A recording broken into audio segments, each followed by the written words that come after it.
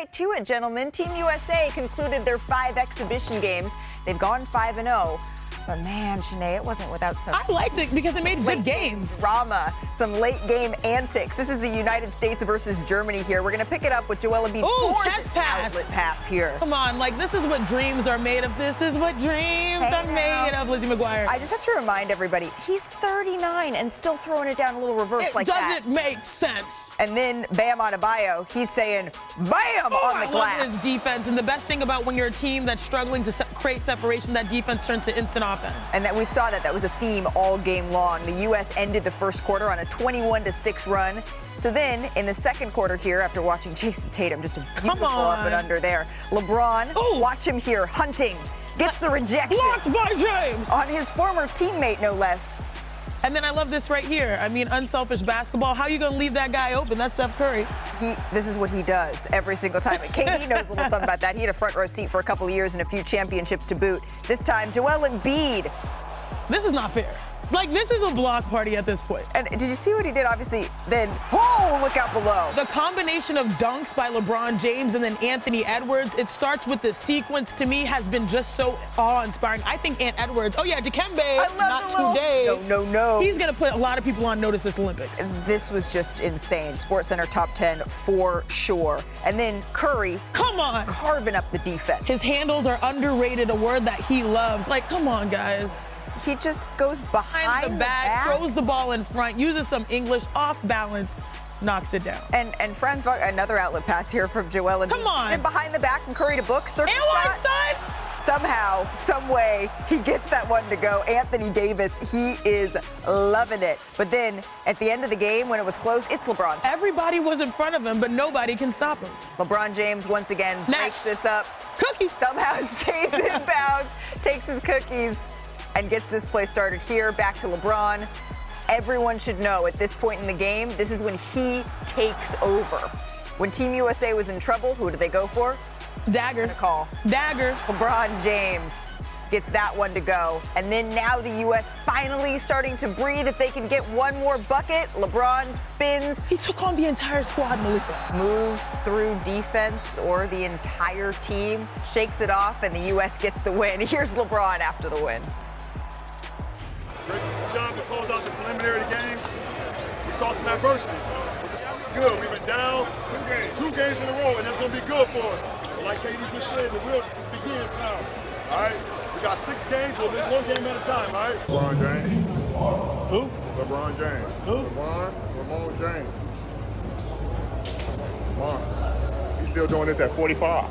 I think LeBron just took over, and that's just his personality. That's him as a leader. I think we had some great looks, and we also had some struggles. And I think when we saw those struggles, LeBron just kind of took the key. So him just being him and going out there and leading his team.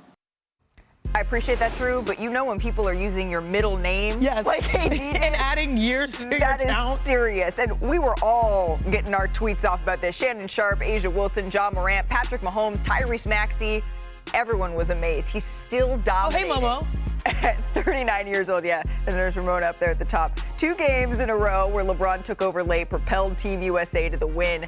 The U.S. are understandably the huge favorites here, Tim, to win gold. But if the past 2 games tell us anything, it's that maybe they can be beaten. I know LeBron said, this is good. It's good that we're being tested here. But what version, Tim, of LeBron does Team USA need for them to win gold and get their goal here? Yeah, Malika, we talked yesterday about the fact that they're going to be susceptible and vulnerable, and we've seen that in the last couple of exhibition games, and there's a lot of reasons for that. But what has been obvious here to me over these last couple of games in particular, it's this gravitational pull, right, that LeBron has. He's a magnet for the basketball. There's a trust factor there with the rest of this roster that LeBron James is going to be the guy because of his physical force and presence and his ability to handle the ball against traffic, to get the ball in spots on the floor where you have to have it in big moments. That is why LeBron James is now become the leader of this team in close games. And we know there's a lot of alphas on this team. A lot of guys put up big numbers scoring in the regular season and playoffs for their respective teams. But there's only one LeBron James. And you can just see the respect factor, the trust factor getting bigger and bigger as we go now closer to actually playing in these Olympic Games. And it's been kind of fun to watch because I think that's always the biggest question mark about these Olympic Olympic teams.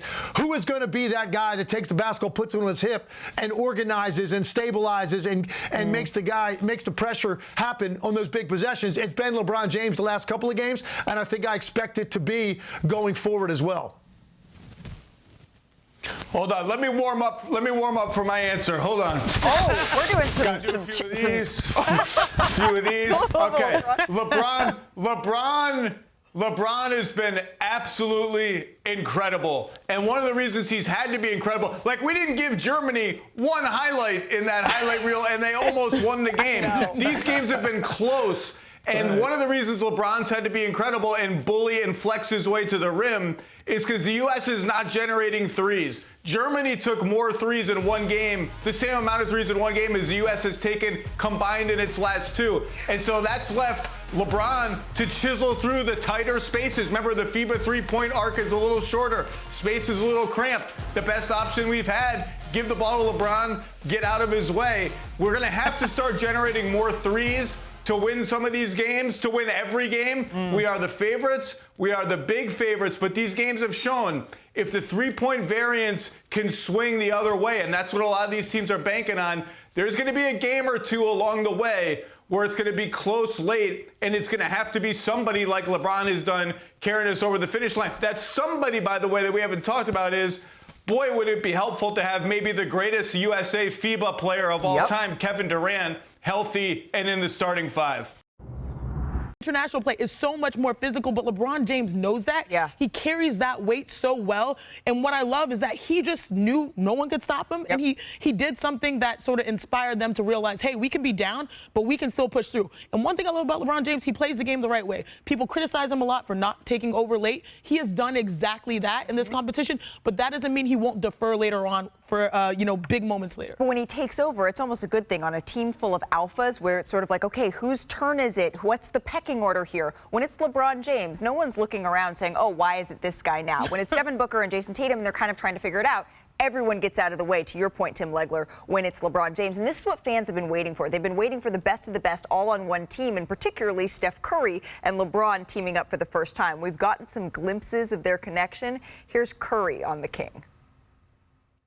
Obviously, Bron's been taking over in the fourth quarter, giving us a huge bump, but the offensive game, we haven't played our best offensive game yet. But when we lock in defensively and we rebound, nobody can really beat us. That's how we've been coming back these last two games.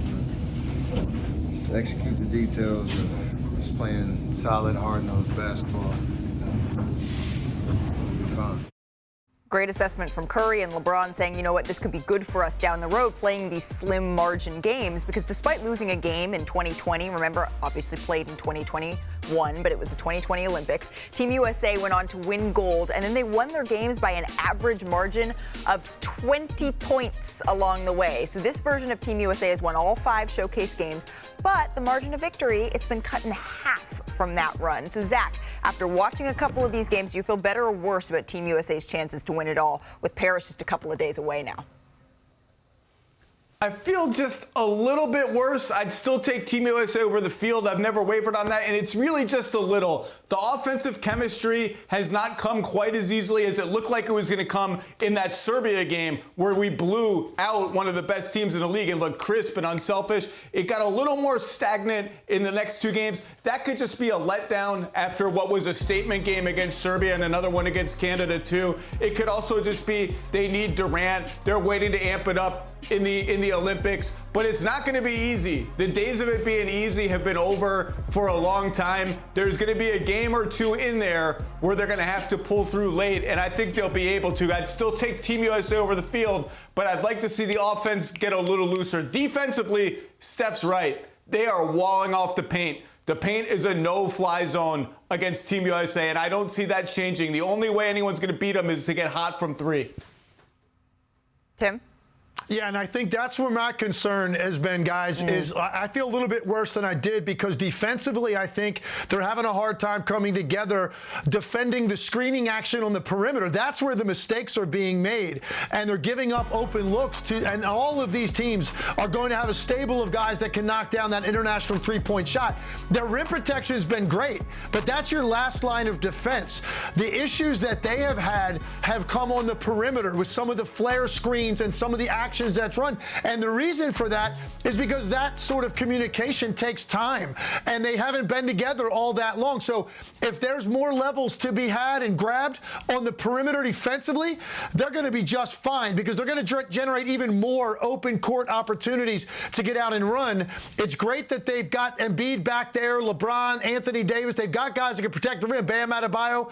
Problem is what's happening on the perimeter to give up some of these looks. That's where they've got to tighten up, and it's going to take a little bit more communication and film study on that end of the floor to do that. And they just don't have that much time to get all of that together. The men's team, it begins group play on July 28th against Serbia, a team the United States did beat by, a ho-hum 26 points during their showcase meeting. After that, they take on South Sudan and Puerto Rico to round out group play. But the biggest question mark remaining, and Zach touched on this, the status of three-time gold medalist Kevin Durant. He is yet to play in any of the exhibition games. And our senior writer, Brian Windhorst, he said that he does not expect KD to be ready for Saturday's first Olympic game against Serbia.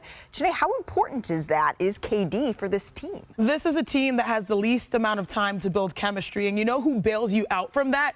Kevin Durant. He's the all-time leading scorer in Team USA history on the men's side. And what I love about KD is if you have a play that people forget, it doesn't matter. Just throw him the ball. He is one of the best isolation scorers, arguably the best isolation player in the NBA at 7 feet we've ever seen. He averaged 27 points per game last season, and he is the ultimate unlock. He is the ultimate mismatch. When you throw him out there, you know that you can get shots from the perimeter. I think Tim was highlighting, hey, perimeter defense, perimeter offense, like that could be a question mark. When he's out there, he's got the length on defense. He's also got the range on offense. He is someone that I'm going to be like, okay, if he's available, great. If he's not, I might still be worried. Yeah, so it's not quite just a luxury to have Kevin Durant back when you're looking at one of the most decorated, if not the most decorated Olympic men's basketball player ever. It's someone you want to be available for you. All right.